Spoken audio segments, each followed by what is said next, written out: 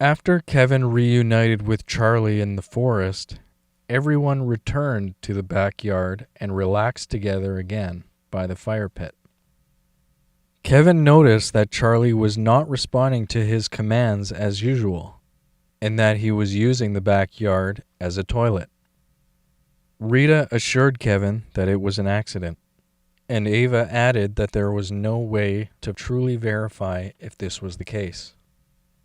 They explained that Kevin simply needed to continue practicing with Charlie, and eventually the two of them would communicate as well as before. Kevin admitted that he missed Charlie when he was gone, and that even though Charlie was not communicating with him like before, he was glad to have his best friend back. Kevin and Tony both wrote in their notebooks as everyone sat silently around the fire. Kevin and Charlie were both yawning and exhausted from their day, and everyone decided to go to bed. The following morning, everyone gathered in Kevin's suite and admired Charlie as he wandered around, smelling and exploring everything in Kevin's suite. Rita and Ava explained to Kevin that since he was getting closer to becoming an adult, he would need to start getting used to having more independence. Each morning, everyone was to meet on group chat instead of Kevin's kitchen table to type out their inspirations for the day. If Kevin was not inspired to do anything with everyone, he did not have to explain what it was he was going to do. Everyone would describe the features they were inspired to prepare for their 2 meals, and if Kevin was not inspired to prepare anything or join in the meals, he did not have to. After the morning group chat discussion, everyone would remove their locks from Kevin's door and join together to stretch in the backyard. If Kevin was inspired to stay inside of his suite with Charlie, he was allowed to do so, and everyone would simply jog around the backyard instead of the park. Kevin was always to leave his lock on the inside of his door if he was inspired to remain in his suite. If Kevin was inspired to use the backyard, he was to lock the outside of his suite door, and everyone would stop what they were doing and allow him access to whatever space or resources he was inspired to use. As before, if Kevin was inspired to explore the park, library, or anywhere else, he was to inform everyone and they would accompany him. As before, at the end of each day, Kevin was to place his lock on the inside of his door, everyone would place their locks on the outside of his door, and they would all meet together on the group chat to discuss the events of the day. Once everyone understood the new daily routine, Rita and Ava asked Kevin whether or not everyone should take Charlie for a jog around the park. Kevin agreed, and everyone made their way to the backyard to stretch. Kevin placed his lock on the outside of his door and requested that everyone place their locks as well. After they stretched, they headed out and followed Charlie. Charlie did not run well with everyone like before, and was making more stops than usual. Kevin kept asking Charlie to continue jogging with everyone, and eventually Charlie would obey. When they arrived back at the house, Kevin wanted to return to his suite. Everyone joined Kevin in removing their locks. Rita and Ava asked Kevin whether or not everyone should leave him and Charlie alone in his suite, and Kevin said that everyone could stay as he continued to practice with Charlie. Rita read from a cookbook, Ava started a new drawing, and Tony wrote in his notebook. After a while, Kevin and Charlie moved over to the great room to practice, and everyone followed and continued practicing their own tasks. When it was mealtime, Kevin stopped practicing with Charlie, and everyone joined together in the kitchen to prepare the features. Charlie ate his portion quickly as usual, and everyone enjoyed their meal. Once everyone finished cleaning up, Kevin wanted to continue practicing with Charlie in the backyard. Kevin placed his lock on the outside of his door and requested that everyone do the same. Kevin and Charlie practiced together in the backyard, and everyone practiced on their own in the garden and workshop. Everyone took breaks periodically to cheer on Kevin and Charlie as they continued to practice. Kevin also took breaks from practicing with Charlie to see what everyone else was practicing. When it was time for the evening meal, Kevin requested that everyone join him in his suite to prepare and enjoy their meal together. When everyone returned from the evening jog, they relaxed around the fire pit and admired the two exhausted best friends. Kevin kept trying to practice communicating with Charlie, but Charlie just laid next to him. Everyone laughed and decided to go to their suites for the night. Charlie fell asleep as Kevin and everyone were reading and revising Tony's typed notes on the day. Kevin had admitted that he was tired from practicing with Charlie all day and was frustrated that even though they had spent all day practicing, they were still not communicating as well as they had before. Everyone assured Kevin that he simply needed to continue practicing with Charlie, and eventually the two of them would communicate as well as they had before. The next morning, Kevin woke to find that Charlie had used the bedroom floor as a toilet. Charlie was too short to sit on the toilet like before, so Kevin had set a container next to the toilet for Charlie to use. Kevin transferred the contents from the bedroom floor to the container next to the toilet. He sat and used the toilet in front of Charlie, showed him the contents in the toilet, and then how to flush the toilet. Kevin grabbed Charlie's container, emptied his contents into the toilet, showed Charlie his contents in the toilet, and then used his paw to flush the toilet. When they were done in the washroom, they returned to the bedroom and Kevin reported his morning events. Everyone admitted that they had got out of bed when they heard Kevin find Charlie's contents and tried to assure Kevin that he was practicing well with Charlie. Kevin's inspiration for the day was to keep practicing with Charlie as he did the day before. Everyone else agreed that they wanted to continue with what they were doing the day before as well. Everyone discussed the menus for their 2 meals and agreed to meet outside to stretch and jog.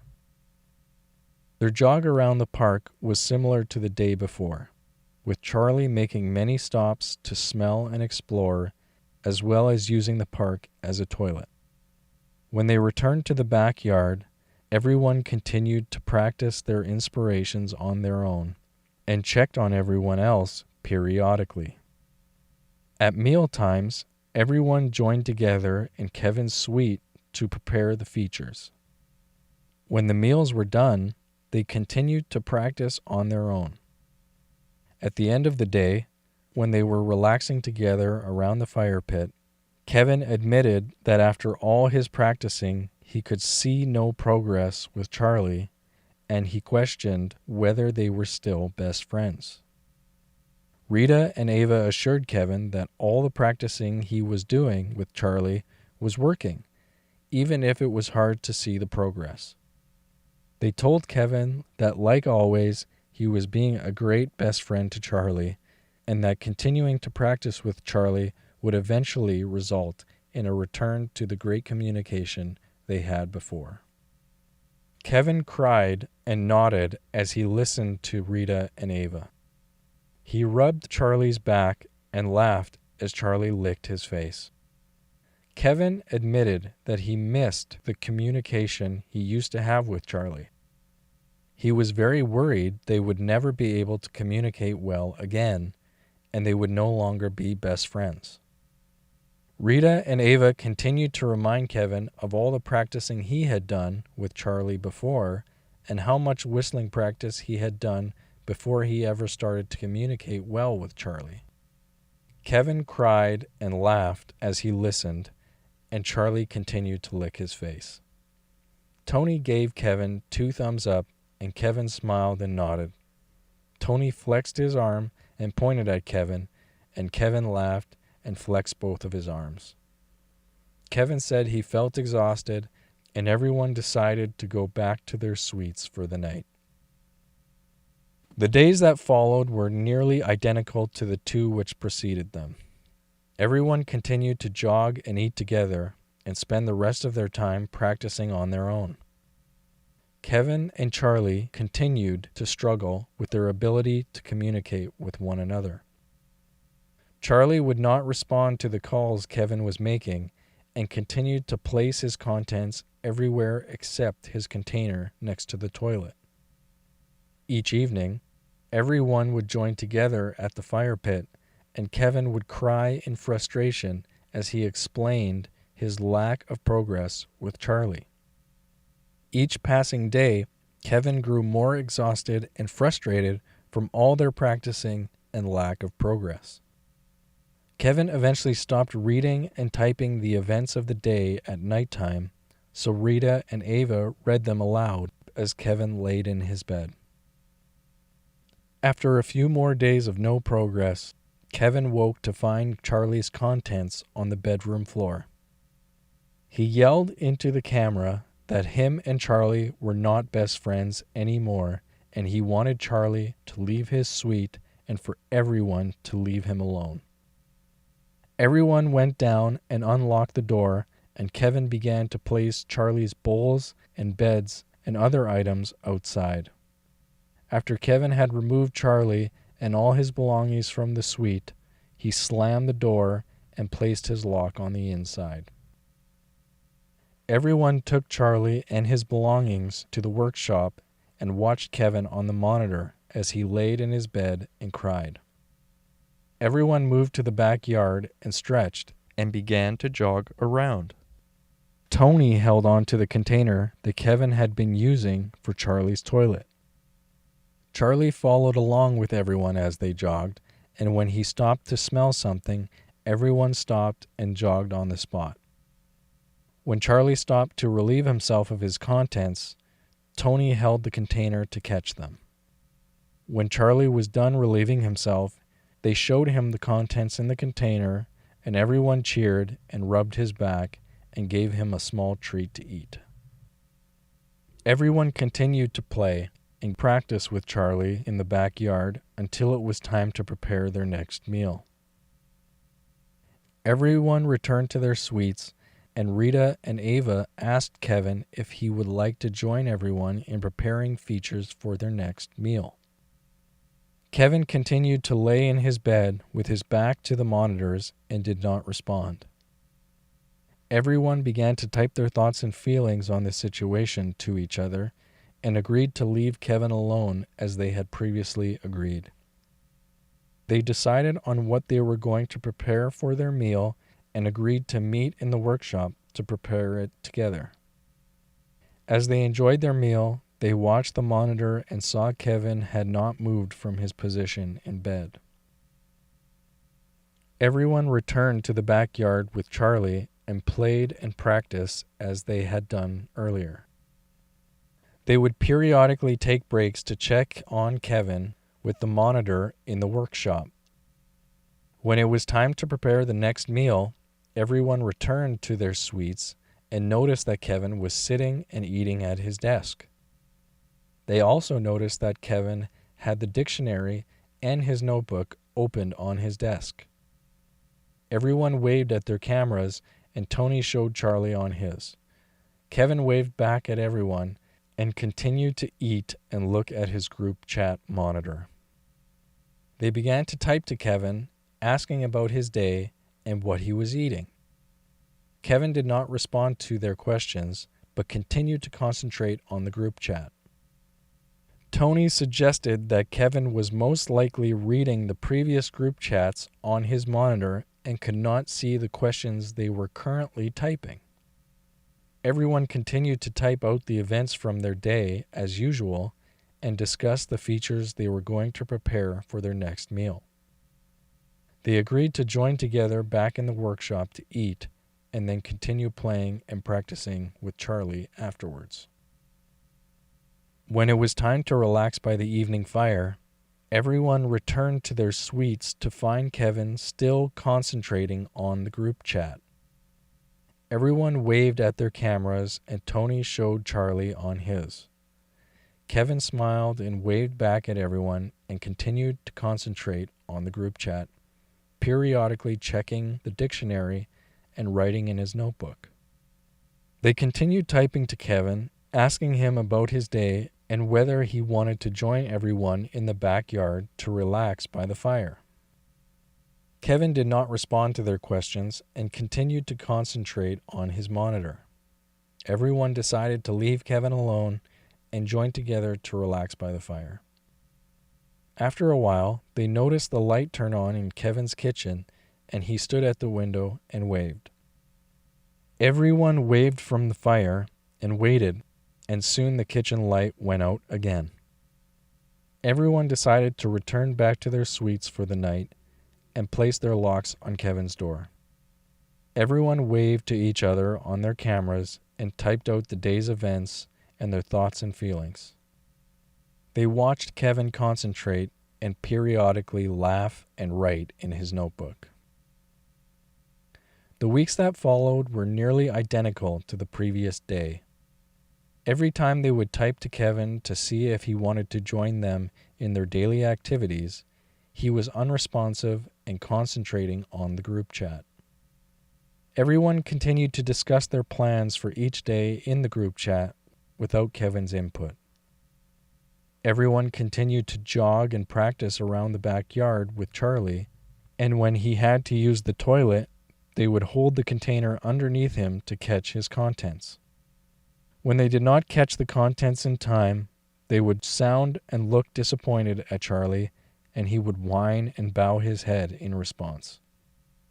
When they did catch the contents in time, they would show Charlie his contents in the container, cheer, and feed him small treats. They also took turns practicing alone with Charlie, so they could each work on their own projects too. They would check on Kevin periodically with the monitor in the workshop and found that besides taking short visits to the washroom and kitchen, he remained on the group chat and wrote in his notebook. When they first started returning to their suites to update the group chat and failed to interest Kevin in communicating with them, they began to wonder if they should also be reading through the previous group chats like Kevin was. They suspected that the group chats which Kevin was reading were most likely the late-night discussions which he had never experienced. They could remember in detail all the major discussions that took place over the years and decided that they did not have to read through them again, or at least not then. They admitted that they always assumed one day Kevin would want to read through all of the group chats, since he most likely did not remember all that had taken place since it started. However, they had never discussed what to do once Kevin had decided to read them. They always knew the group chats were serving as a historic record of their life together, with the greatest emphasis being Kevin's gradual development. They believed that the group chats held as much importance to Kevin as his own constructions and creations did, if not more. As the weeks passed by, they still failed to have any communication with Kevin, aside from waving at everyone over the monitors or from the kitchen window. They became concerned that Kevin was not getting the fresh air, exercise, and food he required to stay healthy. They began to spend longer periods on their nightly group chat discussions, trying to figure out a path forward to rectify the situation. They wanted to continue to respect Kevin's independence to do whatever he was inspired to do without intervening. But they were becoming more concerned for his health and well-being. When they observed him through their monitors, they all felt that he looked healthy, content, and engaged in the group chat as he continued to laugh, look up words, and write in his notebook. Nothing in his actions indicated that he was unhealthy, but he had not left his suite for several weeks, and spent the vast majority of his days at his desk. There appeared to be no great emergency, but they needed to reach him to tell him their thoughts and feelings, as they didn't know how much longer he was going to keep himself locked in his suite. They decided to draft a letter to Kevin and paste it to the outside of his kitchen window. By placing it there, Kevin could decide to read it if he wanted to. They didn't want Kevin to feel like they were forcing him to communicate with them or trying to invade the independence of his suite. The letter was handwritten over several pages. In it, they explained how they were glad that Kevin was finally inspired to read through the group chat and how they wanted him to continue doing so for as long as he was inspired to. They mentioned some of the meals they had been eating over the past couple weeks and how they hoped that Kevin was eating enough food to remain healthy. They offered to provide Kevin with whatever food or materials he required while he was inspired to remain in his suite. They gave a summary of what everyone had been working on lately and explained how they were making progress in communicating with Charlie. They ended their letter by saying that everyone, including Charlie, missed him very much. They attached their letter the following morning after another failed attempt to communicate with Kevin through the group chat. They continued their day as usual, stretching and jogging in the backyard with Charlie. After the first lap around the backyard, they made their way past the contents container, and Charlie made his way over to it. Just then, the door to Kevin's suite opened, and Kevin stepped into the backyard as Charlie emptied his contents into the container. Everyone stood in shock as they watched and jumped and cheered when Charlie had finished. Kevin ran to Charlie, picked him up, and hugged him and cheered. Everyone cheered with Kevin, and Charlie howled. Everyone hugged each other as they cried and laughed and cheered together in the backyard.